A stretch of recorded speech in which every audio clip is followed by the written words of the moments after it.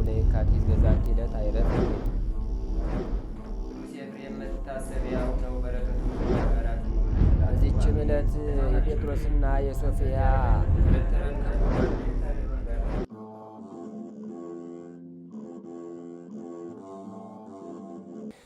በስመ አብ ወወልድ ወመንፈስ ቅዱስ አሐዱ አምላክ አማስሩ ወሰሙኑ ለነሐሴ በዛቲ ዕለት አይረፈ አብ ቅዱስ አባ ለእስክንድሮስ ሊቀ ጳጳሳት ዘሀገረ እስክንድርያ እሙልቆሙ ለአበው ሊቃነ ጳጳሳት። አንድ አምላክ በሆነ በአብ በወልድ በመንፈስ ቅዱስ ስም ነሐሴ 18 በዚች ቀን ቁጥሩ ከአባቶች ሊቃነ ጳጳሳት ጋር የሆነ የእስክንድርያ ሊቀ ጳጳሳት አባ ለእስክንድሮስ አረፈ። ይህም አባት በአርዮስ ወገኖች ብዙ ችግር ደርሶበታል። እርሱ ከወገኖቹ ጋር ሆኖ ርኩስ አርዮስን አውግዞ ከቤተ ክርስቲያን አሳዶት ነበርና በታላቁ ንጉሥ ቆስጠንጢኖስ ዘመን በኒቅያ 318 አባቶች ሊቃውንት አርዮስን በጉባኤ አውግዘው ከቤተ ክርስቲያን ለይተው በአሳደዱት ጊዜ ከዚህ በሁለተኛው ቆስጠንጢኖስ ጓደኞቹን ይዞ ወደ ንጉሡ ገብቶ በእስክንድሮስና በአትናቴዎስ ላይ ነገር ሠራ። ሁለተኛም ለእስክንድሮስ ከካህናቱ ጋር ይቀበለው ዘንድ እንዲያዝለት ንጉሡን ለመነው።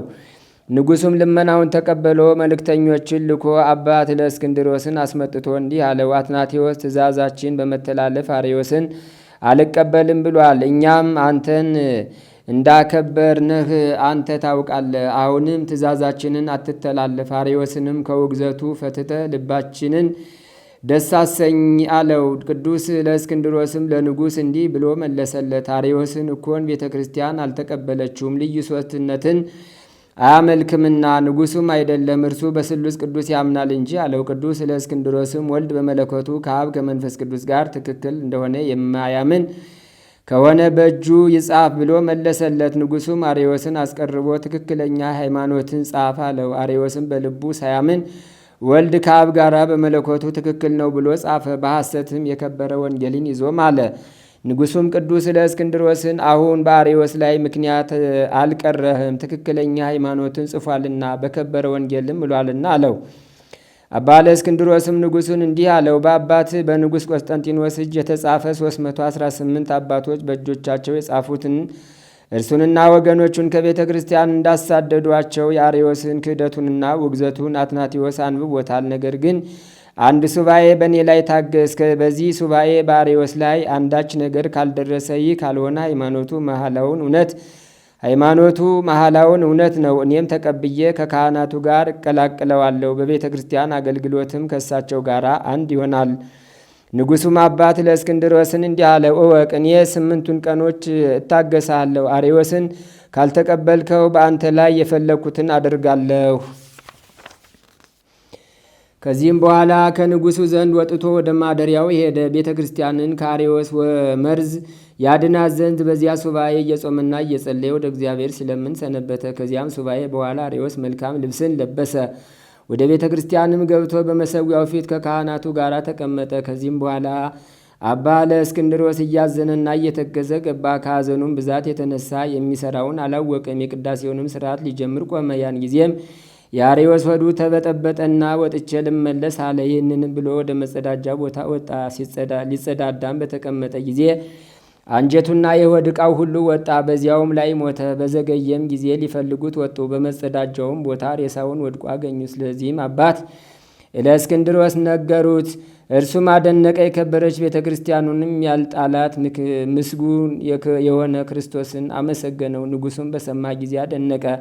ከሃዲ አርዮስም በሐሰት እንደማለና በሽንገላ እንደጻፈ አወቀ። የዚህንም አባት የእስክንድሮስን ቅድስናውን፣ እውነተኛነቱ፣ ሃይማኖቱን የቀናች መሆኗን፣ የአርዮስንም ሐሰተኛነቱን፣ ከሃዲነቱን ተረዳ። አንድ የሆነ አብ ወልድ መንፈስ ቅዱስንም አመሰገነው። መለኮታቸውም አንድ እንደሆነ ታመነ። ይህም አባት በበጎ ሥራ ጸንቶ ኖረ።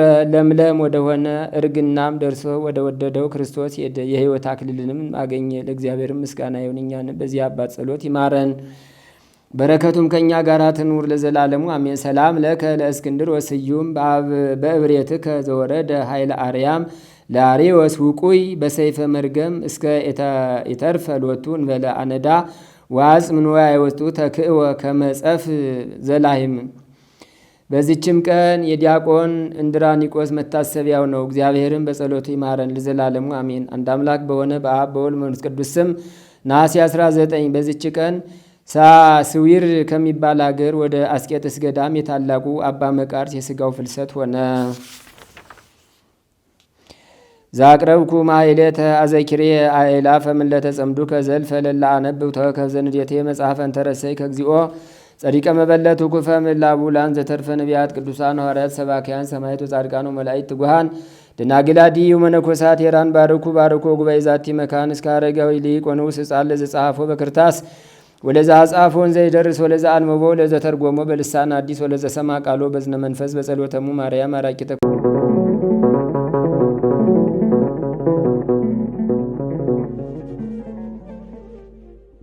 ተአምሪሁ ለቅዱስ ጊዮርጊስ ሊቀ ሰማዕታት ገባሬ ተአምር ጸሎቱ ወበረከቱ ያሉ ምስለ ኩልነ ህዝበ ክርስቲያን ለዓለም ዓለም አሜን።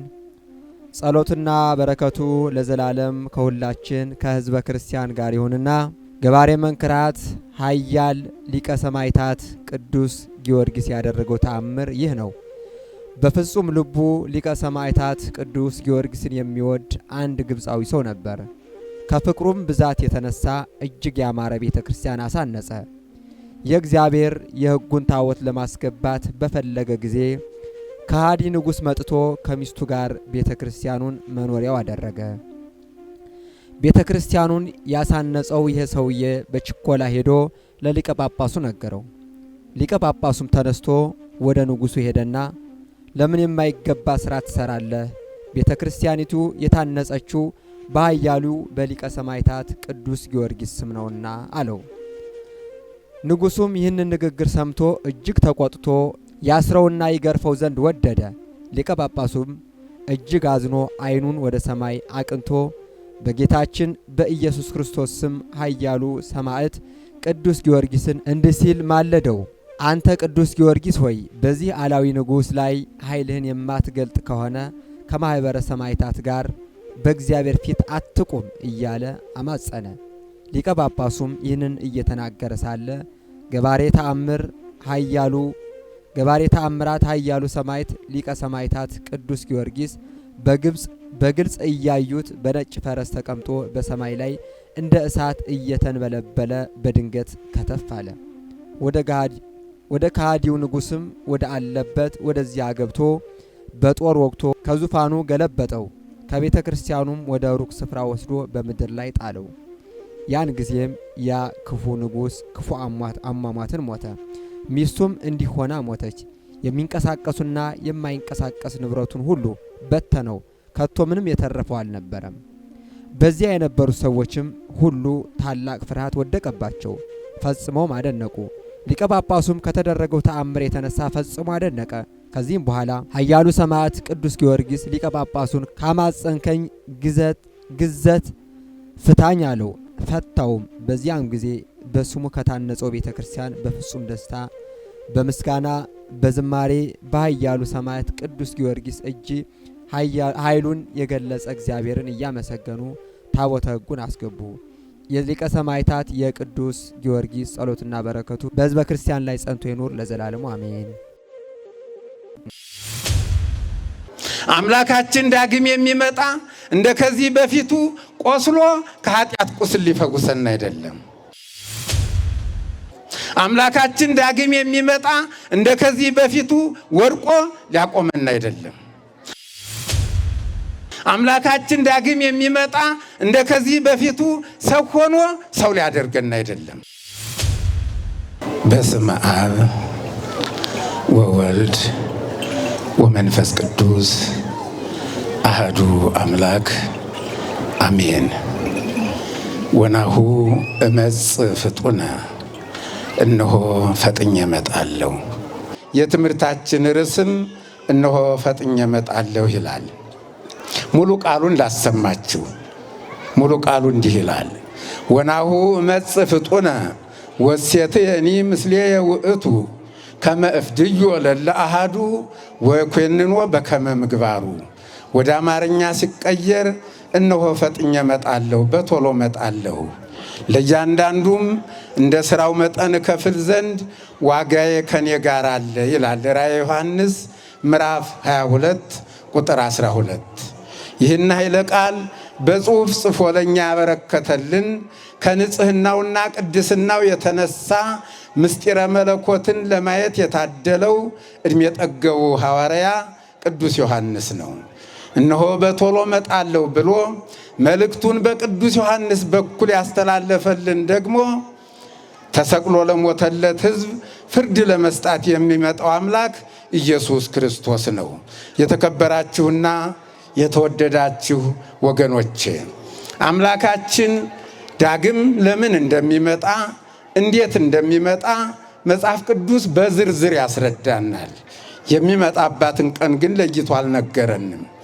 አምላካችን ዳግም የሚመጣበትን ወቅትና ጊዜ ቀንና ሰዓት አይደለም የሰው ልጆች የሰማይ መላእክትም እንደማያውቁት ተነግሮናል።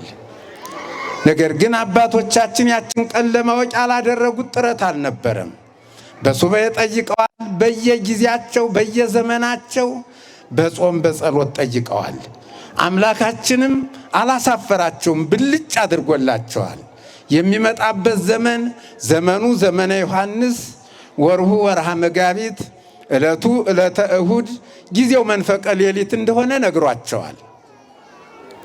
ነገር ግን ዘመነ ዮሐንስ በየ4 ዓመቱ ስለሚመላለስ በመጋቢት ወርም 4 እሁዶች ስላሉ የትኛው ዘመነ ዮሐንስ የትኛው እሁድ እንደሆነ አልነገራቸውም። ስለዚህ ያችን ጊዜ ያችን ቀን ያችን ሰዓት የሚያውቃት ፍርድ ሰጪው አምላክ ብቻ ነው።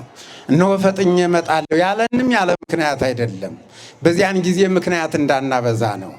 ሊፈርድልንም ሆነ ሊፈርድብን በመጣ ጊዜ ጌታ ሆይ እኛ እኮ ዳግም እንደምትመጣ አናውቅም ነበር፣ ዳግም እንደምትመጣ ልትፈርድብን እንደምትመጣ አልሰማንም ነበር። ብናውቅ ኖሮ ብንሰማ ኖሮ ተዘጋጅተን እንጠብቅህ ነበር። ነገር ግን አልሰማንም፣ የነገረን የለም እያልን ምክንያት እንዳናቀርብ ምክንያት አልባ ሊያደርገን ስለፈለገ እነሆ በቶሎ መጣለሁ፣ ለእያንዳንዱም እንደ ሥራው መጠን ከፍል ዘንድ ዋጋዬ ከኔ ጋር አለ ብሎናል። ክብርና ምስጋና ለእርሱ ይሁን። የተከበራችሁ ወገኖቼ በቶሎ መጣለሁ ያለን ተዘጋጅተን እንድንጠብቀው ነው። እነሆ በቶሎ መጣለሁ ያለን ይህ ኃይለ ቃልም ሳንውል ሳናድር ጊዜ ሳንወስድ ዛሬውኑ መዘጋጀት እንዳለብን የሚያመለክት የማንቂያ ደወል ነው። በመሰረቱ እነሆ ፈጥኜ እመጣለሁ የሚለው መልእክት የተላለፈ ለክርስቲያኖች ብቻ አይደለም፣ ሰው ለሆነ ሁሉ ነው። ለአዳም ዘር በሙሉ የተላለፈ መልእክት ነው። የተከበራችሁና የተወደዳችሁ ወገኖች፣ ስለዚህ አምላካችን የሚመጣበት ወቅትና ጊዜ ስለማይታወቅ የእኛ ድርሻ ተዘጋጅቶ መጠበቅ ነው። አምላካችን የሚመጣበት ጊዜና ወቅት ባይታወቅም አምላካችን የሚመጣበትን ጊዜና ወቅት የሚጠቁሙ ጠቋሚ ምልክቶች ግን በብሉይ ኪዳን መጻሕፍትም በሐዲስ ኪዳን መጻሕፍትም በዝርዝር ተቀምጠውልናል። ከነዚያ ምልክቶች መካከል አብዛኛዎቹ ታይተዋል ወገኖቼ፣ ያልታዩትም በመታየት ላይ ናቸው። በአሁኑ ሰዓትም በዓይናችን የምናያቸው በጆሮአችን የምንሰማቸው ነገሮች ሁሉ የጊዜውን መቅረብ የሚያመለክቱ ናቸው። ዘመኑም በራሱ አስተማሪ ነው። መንፈሳዊነት የተለየው ዘመን ነው። ስጋዊ ጥበብ እንጂ መንፈሳዊ ጥበብ የማይታይበት ዘመን ነው። በነገራችን ላይ ስጋዊውንም ሆነ መንፈሳዊውን ጥበብ የሚሰጥ የጥበብ ባለቤት ልዑል እግዚአብሔር ነው። ስጋዊው ጥበብ ግን የሚያገናኘን ከስጋዊው ዓለም ከግዙፍ ዓለም ጋር ነው። መንፈሳዊው ጥበብ ደግሞ የሚያገናኘን ከመንፈሳዊው ዓለም ጋር ነው። መንፈሳዊው ጥበብ የሚያስተዋውቀን የጥበበኞች ሁሉ ጥበበኛ ከሆነው አምላክ ጋር ነው ወገኖቼ። ስለዚህ በዚህ ዘመን ስጋዊው ጥበብ ምን ደረጃ ላይ እንደደረሰ መንፈሳዊው ጥበብ ደግሞ ምን ደረጃ ላይ እንዳለ ማየት ይቻላል። የተከበራችሁና የተወደዳችሁ ክርስቲያኖች አሁን ያለንበት ዘመን የሰው ልጅ እግዚአብሔር የሰጠውን ስጋዊ ጥበብ ተጠቅሞ ከጋሪ ተነስቶ መንኮራኩር የደረሰበት እንደ ታምር የሚቆጠሩ ግኝቶችን ለመቀዳጀት የበቃበት ዘመን ነው። ያለንበት ዘመን የሰው ልጅ እግዚአብሔር በሰጠው ስጋዊ ዕውቀት በመሬት ውስጥ ያለውን ሀብት አውጥቶ ለመጠቀም የቻለበት፣ በውቅያኖስ ውስጥ ያለውን ምስጢር ለማየት የቻለበት ዘመን ነው። ያለንበት ዘመን የሰው ልጅ እግዚአብሔር የሰጠውን ስጋዊ ጥበብ ተጠቅሞ በአየር የከነፈበት፣ የስበት ኃይልንም ተቋቁሞ ዱካውን ጨረቃ ላይ ያሳረፈበት ዘመን ነው። ያለንበት ዘመን ቴክኖሎጂ ያደገበት፣ ስልጣኔ የረቀቀበት፣ ዓለምን በአንዲት ጎጆ ለማሰባሰብ እየተሞከረ ያለበት ዘመን ነው።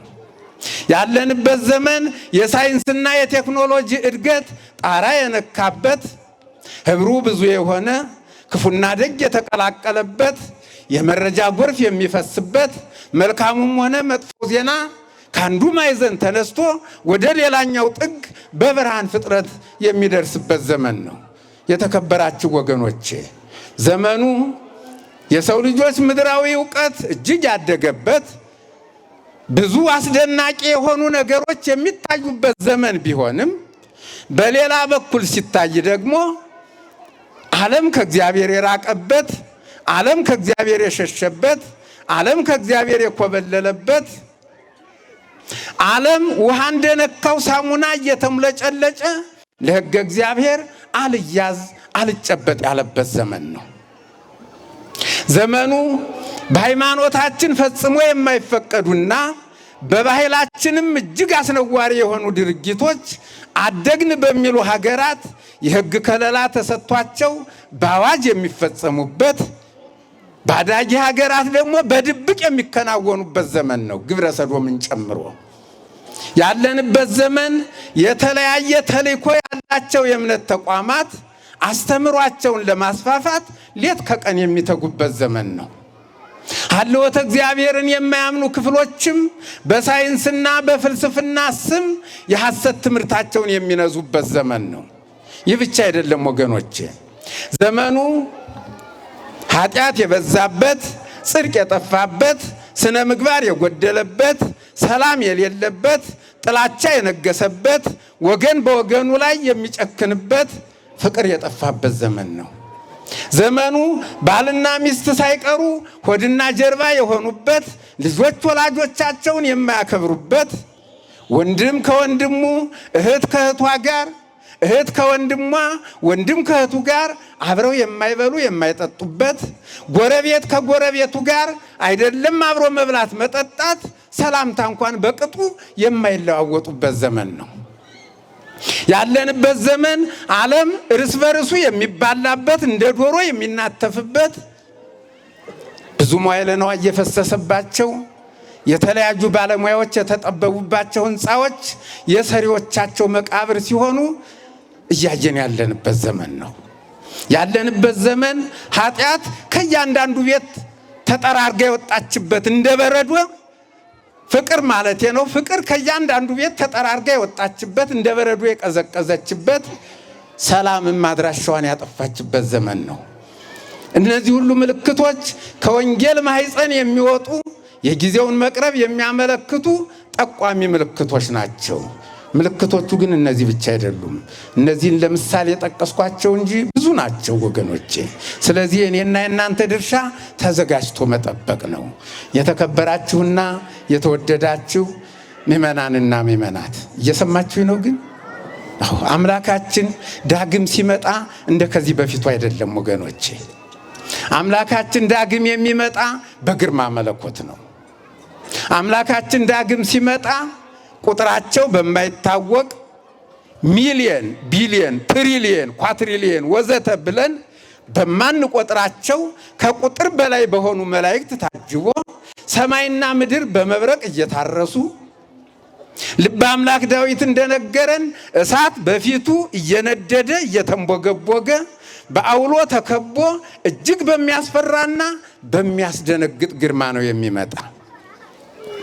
አምላካችን ዳግም የሚመጣ ሲመጣ የተደበደበበትን ዱላ፣ የታሰረበትን ገመድ፣ የተገረፈበትን ጅራፍ፣ የተወጋበትን ጦር፣ የተቸነከረበትን ችንካርና የተሰቀለበትን መስቀል አሸክሞ ደሙን እያንጠፈጠፈ ነው የሚመጣ።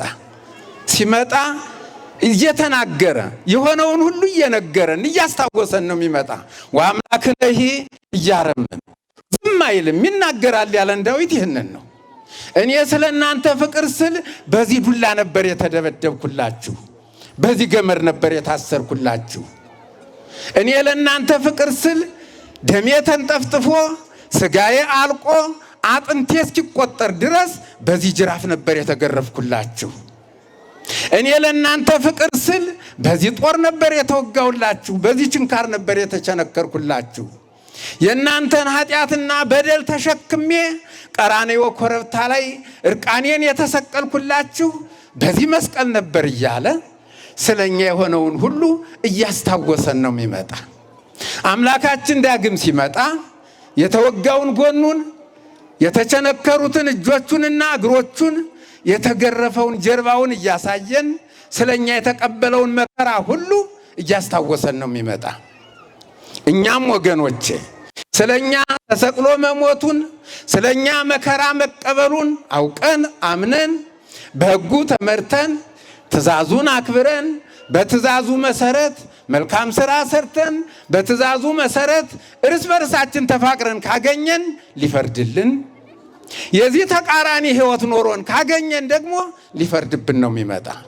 የተከበራችሁና የተወደዳችሁ ወገኖቼ ስለዚያች ቀን ክርስቶስ ለፍርድ ስለሚመጣባት ቀን አባቶቻችን ነቢያትም በየፊናቸው ጽፈዋል። ለምሳሌ ከደቂቀ ነቢያት መካከል አንዱ ነቢዩ ሚልክያስ በምዕራፍ 4 በቁጥር 1 ላይ እንዲህ ይላል፣ እነሆ እንደ ምድጃ እሳት የሚነድ ቀን ይመጣል፣ በዚያን ጊዜ ኃጢአተኞችና ትዕቢተኞች ማገዶ ይሆናሉ ብሏል። የእሳት ማገዶ ከመሆን ያድነን። ነቢዩ ያችን ቀን በሚነድ እሳት መስሏታል። ነቢዩ እንደተናገረው በዚያች ቀን ትዕቢተኞች፣ አመፀኞች፣ ቀማኞች፣ ወንበዴዎች፣ የሰው ግድግዳ የሚሰረስሩ፣ የሰው ደም በከንቱ የሚያፈሱ፣ ድሃ የሚያስለቅሱ ወንጀለኞች ሁሉ የእሳት ማገዶ፣ የእሳት ራት፣ የገሃነም ቀለብ ይሆናሉ። የእሳት ራት ከመሆን ያድነን። የተከበራችሁ ወገኖቼ ከቅዱሳት መጻሕፍት እንደምንረዳው ያች ቀን የሰማይ ኃይላት ሁሉ የሚናወጡባት፣ ሰማይና ምድር እንደ ሸማ ተጠቅልለው የሚያልፉባት ቀን ናት። ያች ቀን መድኃኔ ዓለም ክርስቶስ ፍሬውን ከገለባ ገለባውን ከፍሬ የሚለይባት፣ ስንዴውን ከእንክርዳድ እንክርዳዱን ከስንዴ የሚያበጥርባት ቀን ናት። ይህም ማለት ጻርቃንን ከኃጣን፣ ኃጣንን ከጻርቃን፣ ንጹሐንን ከርኩሳን፣ ርኩሳንን ከንጹሐን የሚለይባት ቀን ናት ማለት ነው። ያች ቀን በመቃብር ውስጥ ያሉ የሚኖሩ ሙታን ሁሉ የፈጣሪያቸውን ድምፅ የሚሰሙባት ቀን ናት ወገኖቼ። ያች ቀን ምድር ለዘመናት በማህፀኗ ተሸክማቸው የኖረቻቸውን ሙታንን ሁሉ አፏን ከፍታ የምታስረክብባት ቀን ናት። አደራዋን የምትመልስባት ቀን ናት። ይህ ብቻ አይደለም ወገኖቼ፣ ያች ቀን መልካም ያደረጉ ለሕይወት ትንሣኤ፣ ክፉ ያደረጉ ደግሞ ለፍርድ ትንሣኤ የሚወጡባት ቀን ናት። ያች ቀን በዚች ምድር ላይ ሳሉ ጾምና ጸሎት፣ ስግደትና ምጽዋት አያስፈልጉም እያሉ እንደፈለጉ ሲበሉ፣ ሲጠጡ፣ ሲዘሉ፣ ሲጨፍሩ የኖሩ የሚያለቅሱባት፣ በአንጻሩ ደግሞ በሕጉ እየተመሩ ትእዛዙን እያከበሩ የራሳቸውን ኃጢአት እያሰቡ የፈጣሪያቸውን ውለታ እያስታወሱ ሲጾሙና ሲጸልዩ ሲሰግዱና ሲመጸውቱ የኖሩ ደግሞ የሚደሰቱባት ቀን ናት። ደስ ይበላችሁ። ያች ቀን ሁላችንም በክብር ባለቤት በመድኃኔ ዓለም ክርስቶስ ፊት ለፍርድ የምንቆምባት ቀን ናት። ያች ቀን ፈሳሽ በሊትር ርዝመት በሜትር ክብደት በኪሎ እንደሚመዘን እንደሚለካና እንደሚሰፈር ሁሉ የእያንዳንዳችን ስራ በክርስቶስ ፊት የሚለካባት የሚሰፈርባትና የሚመዘንባት ቀን ናት። ያቺ ቀን ሁላችንም እንደየአገልግሎታችን፣ እንደየድካማችን፣ እንደየስራችን የስራችንን ዋጋ ከፈጣሪያችን የምንቀበልባት ቀን ናት። ክብርና ምስጋና ለእርሱ ይሁን። እነሆ ፈጥኜ እመጣለሁ፣ ለእያንዳንዱም እንደ ሥራው መጠን እከፍል ዘንድ ዋጋዬ ከኔ ጋር አለ ያለ እንደዚህ ነው።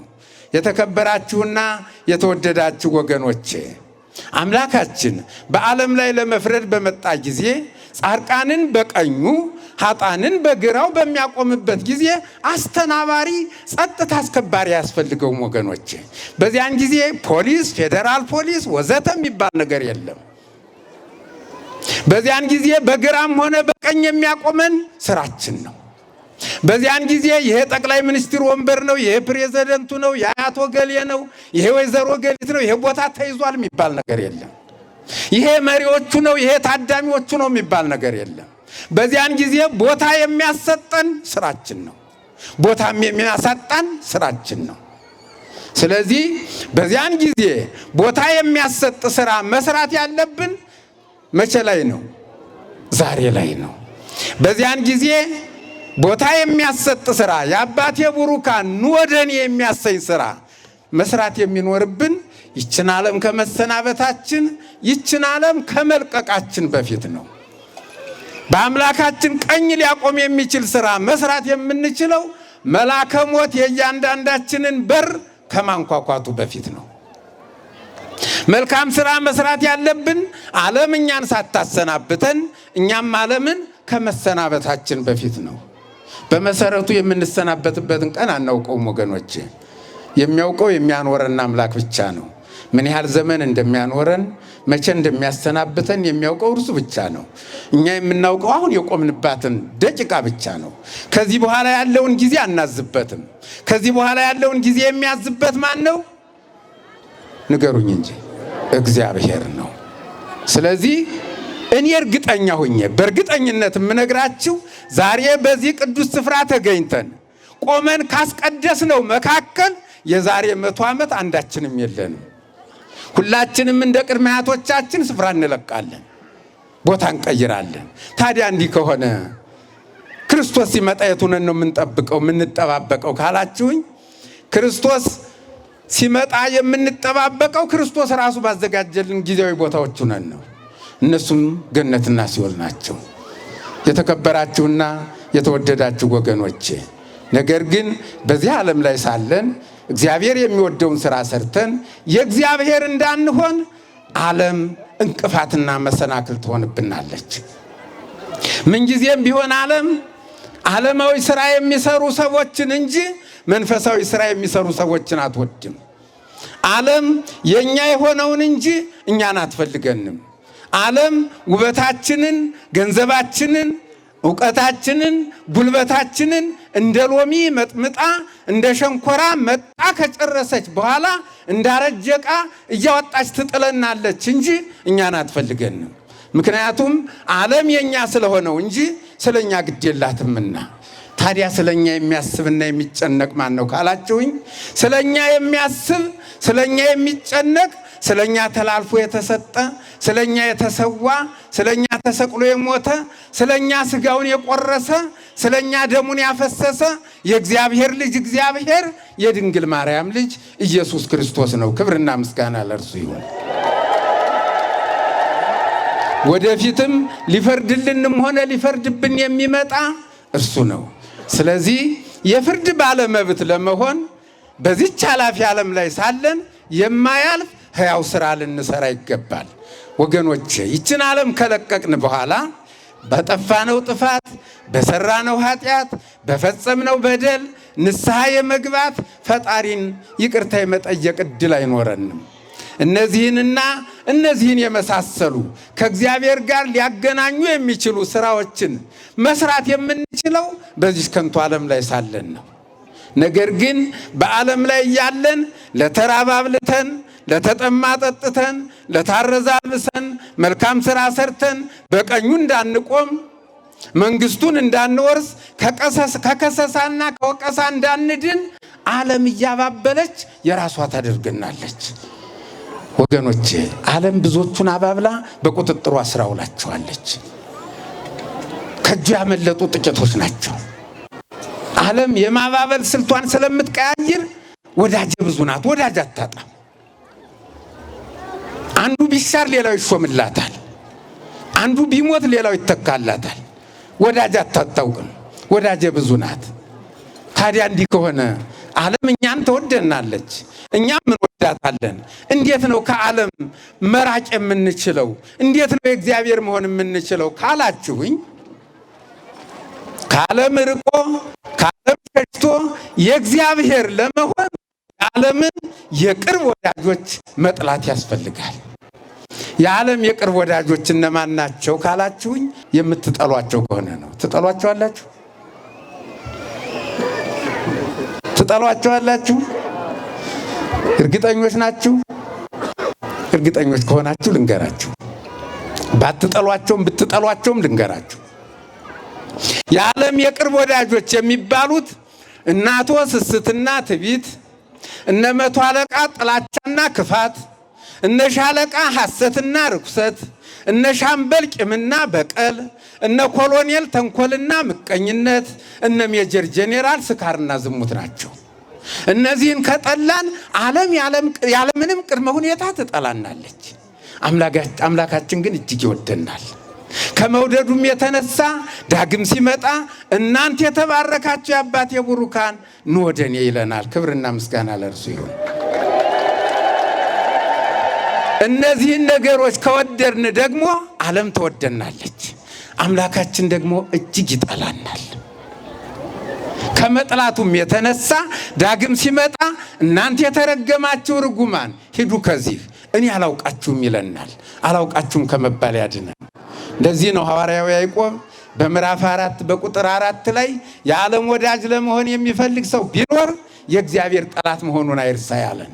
የተከበራችሁና የተወደዳችሁ ምእመናንና ምእመናት፣ ክቡር ቆሞስ መላከ ምሕረት ቆሞስ አባ ገብረ መድኅን የሰጡኝ ደቂቃዎች 20 ደቂቃዎች ነበሩ።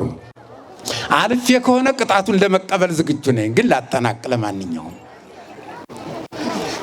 ወናሁ መጽእ ፍጡነ ወሴቴ እኔ ምስሌ ውእቱ ከመ እፍድዮ ለለ አሐዱ ወእኮንኖ በከመ ምግባሩ።